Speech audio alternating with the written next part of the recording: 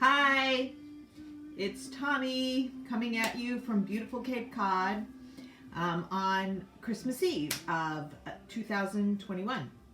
I am here in the kitchen um, enjoying some sparkling water with some lime in it. So I'm Tommy. I'm a 63-year-old woman who is following the Bright Line Eating Plan. I've also been doing the Autoimmune Protocol, trying to address some inflammatory symptoms. And I'm cooking for my husband and myself today for Christmas Eve. I'm actually kind of cooking for the weekend since it's a holiday weekend. And I just wanted to give one of my tips for this time of the year when anything might be being cooked in the kitchen that is, NMF, something that is triggering you. We have these wonderful wax oil candles. This one is an evergreen scent, and it's really strong. So it's great to burn if something is, being cooked or a smell is overwhelming you. And so I'm burning this today, this wax oil. I actually got these on Amazon. I'll try to put a link to this in the comments. Today I made this incredible, I'll try to put this recipe in the link as well too, in the comment section.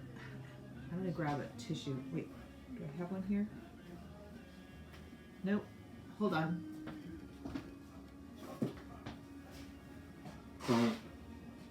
It's super cold here today, so my nose is a little runny. I made this incredible stew.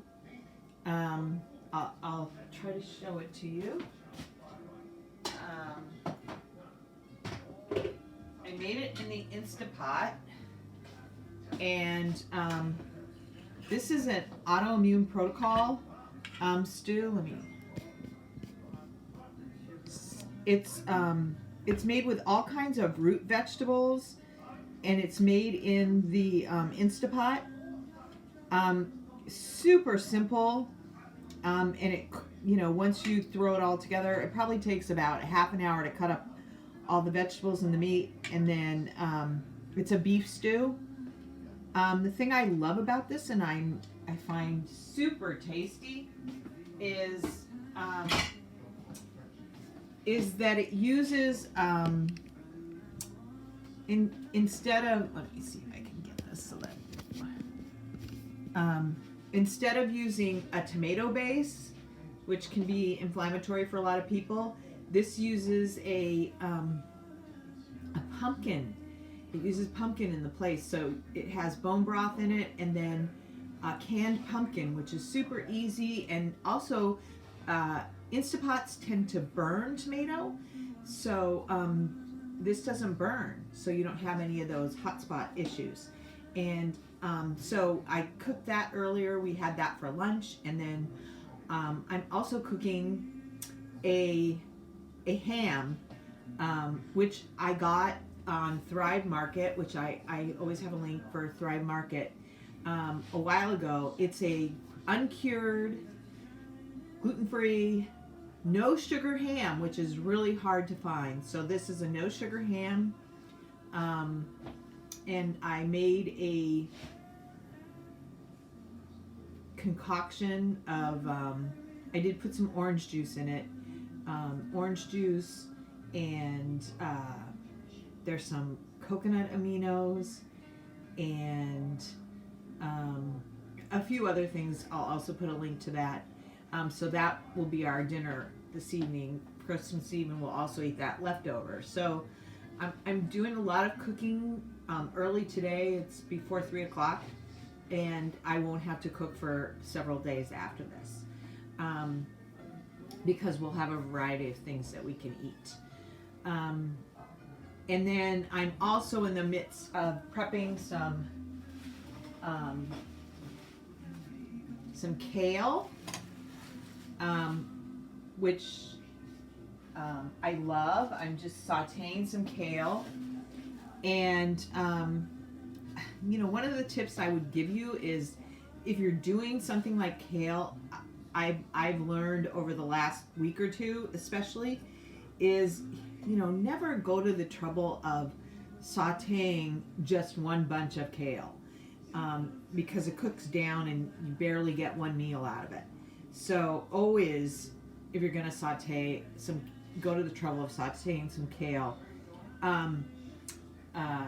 do at least 2 bunches, and it cooks down so much. So I've got some going here in the pan, which I will add to.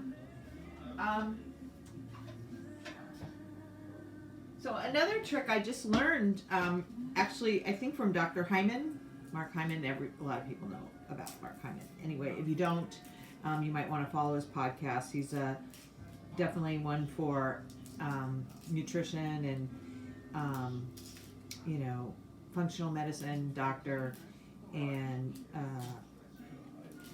just, you know, got a lot of information to share. He mentioned in a post, I think on Facebook, that you get the most benefits from garlic, which has all kinds of benefits, if before you cook it, that you chop it and let it sit before you cook it. It doesn't have to be a long time, just a few minutes, although and broccoli, you would get more of a benefit if you chop it and let it sit for 40 minutes. I'm not quite sure I understand why. I'd love to know why. But that, you know, some of the chemicals are not released, and that they can, I don't know. I don't know completely, but I thought that was pretty easy, to just chop your garlic and then let it sit for a little while before you throw it in the pan. So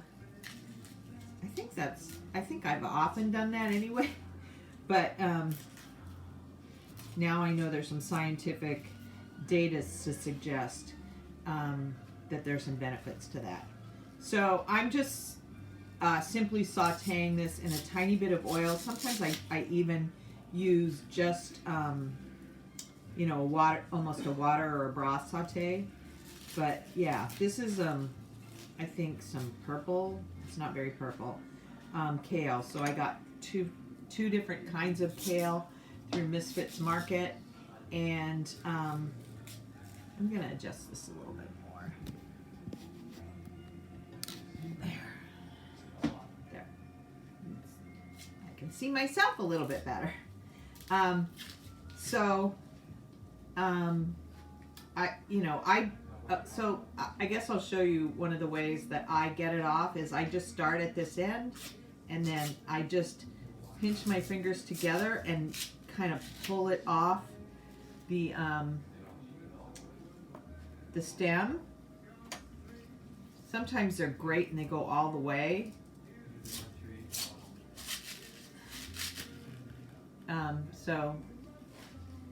And then I chop them in a big bunch. But I make sure I get all the lower leaves as well too.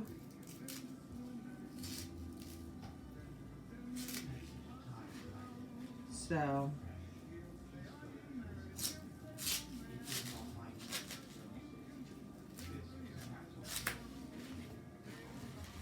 and then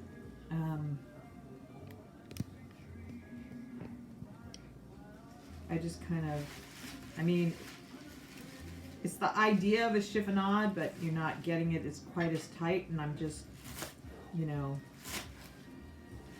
because it's sauteing, I'm just doing a rough chop, and then, stick it in the pan.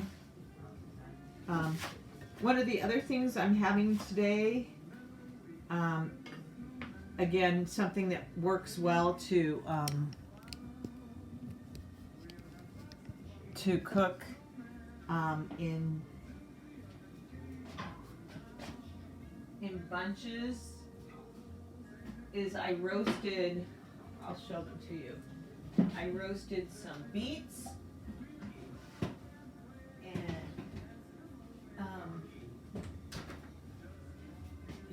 I just basically put a tiny bit of olive oil on the outside.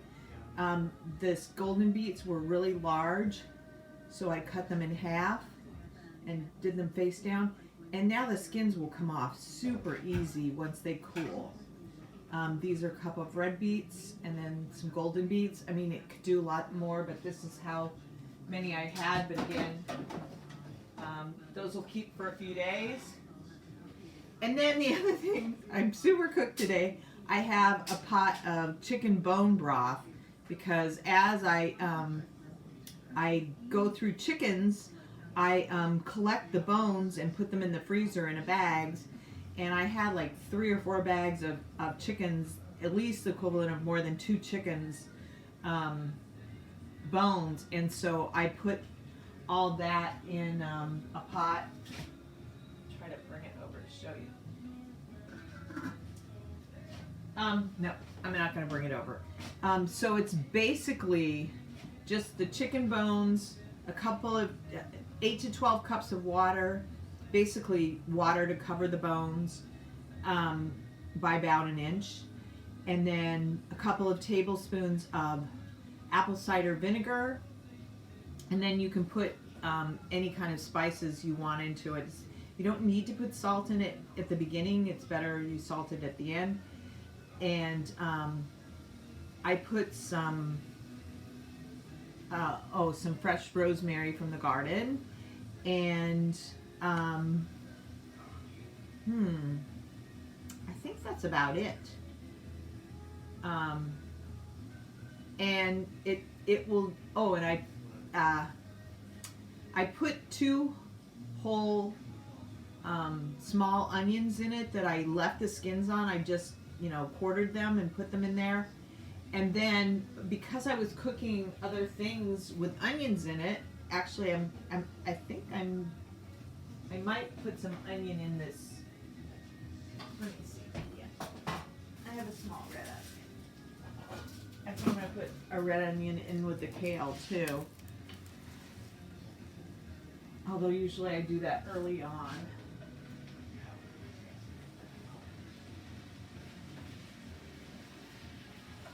Yeah, I can get some red onion in here. But I took the onions that from what I was cooking before. I guess I was chopping up onions for the stew, and I took the skins and the outer parts of the onion and stuck that in there as well too. And that will simmer on my back burner super low for I compost everything too, so that will simmer on my back burner for at least 24 hours. It's an amazing thing, and then I will put it in the freezer and keep that. So here I use these little mushroom tins to put my my things for the compost bin.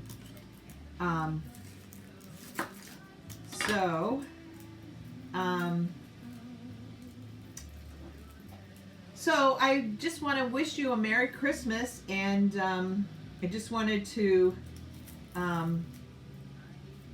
talk about what I do to avoid temptation. The candle is one thing, having myself some lovely sparkling water is another, and making sure I plan some things that are kind of festive and special. I know some people need to just keep it as plain as possible. I need to feel as special as possible during the holidays, and so probably later I will have my Mocktail Margarita, which I basically salt the glass and put a little touch of apple cider vinegar and squeezes of lime in my seltzer, and it's delicious. You get that salty kind of tang thing going on with the apple cider vinegar, and it's literally just a teaspoon or two of apple cider vinegar and some lime juice.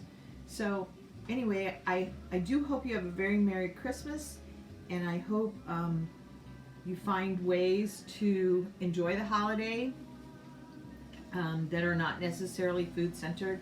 Oh, the other thing is I will enjoy some cherry nice cream, cherry banana nice cream for after my dinner, because I'm on maintenance now, and so I do have fruit with my dinner.